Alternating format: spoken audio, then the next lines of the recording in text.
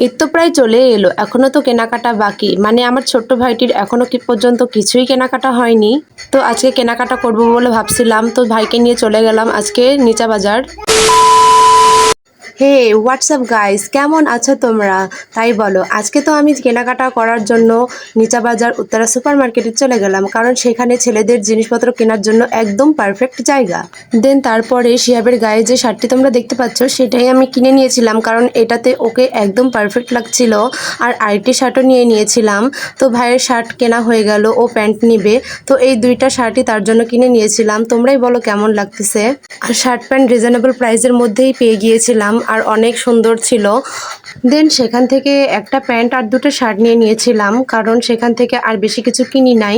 তারপরে সেখানে বিলটা পেমেন্ট করে দিয়ে চলে আসি। আর এতটুকুতেই নয়, আরও কিছু কিনতে হবে।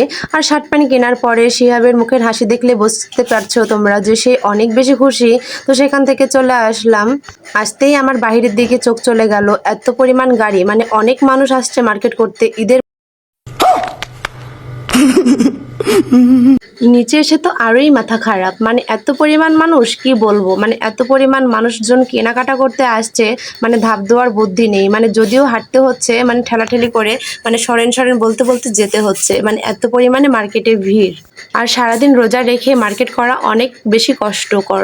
তবুও কি করব, মার্কেট তো করতেই হবে, কারণ ঈদ সামনে। শপিং করব না তা কি হয়, তোমরাই বলো।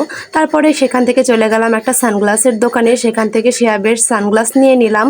সানগ্লাস পরতেই সে তাকিয়ে থাকলো আমার দিকে, এমন নাক নাক ভাব নিচ্ছিল, বাবা মনে হচ্ছে আজকে নাটোরের মেয়েগুলো সবই পটে যাবে।